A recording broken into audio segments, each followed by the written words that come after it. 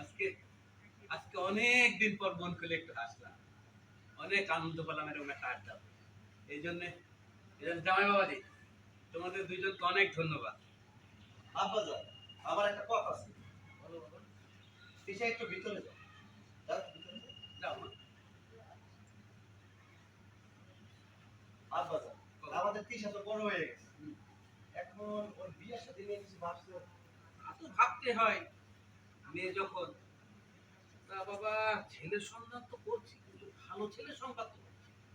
আমার কাছে একটা ভালো ছেলে আছে, শিক্ষিত, মেধাবী। বলো কোথাকার ছেলে বাবা? আপনাদের এই গ্রামেরই, আপনি তাকে চিনেন। আমাদের গ্রামে আমি চিনি, সেবা কোন ছেলে? উত্তরপাড়ার সবুজ, খুবই ভালো ছেলে। উত্তরপাড়ায় করে নিয়ে ছেলে সবুজ? হ্যাঁ। না না না বাবা, ও তো উল্টো পাল্টা ছেলে, ও তো ছেলে ভালো না। কি বলেন? আব্বা তো ঠিকই বলছো। তোমার সহযোগ করেন ধরেছো না তুমি? ওর মতো একটা ছেলে তুমি কিভাবে দিশার জন্য আনবে? আপনি কথা বললেন না তো দুলা ভাই? আমি বাবা মার সাথে কথা বলতে আপনি কথা বললেন। আপনি একটা অশিক্ষিত মানুষ, আপনি এটা করবেন। বাবা, ছেলেটা তো ভালো না, আমিও শুনছি, লোকজন তো তাই বলে।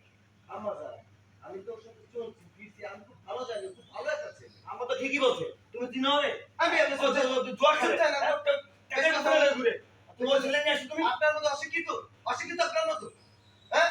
নিজের নাম লিখতে কলম মাগেন দুইটা, আবার বড় বড় কথা বলেন মিয়া। পারলে একটা ছেলে আইনে দেখান তো। আবার আমি একটা ছেলে নিয়ে কথা বলতেছি, তার ভিতর বা হাত না দিল হয়।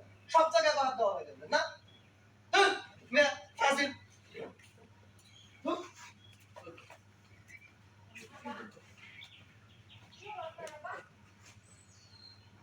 ব্যথা করছে।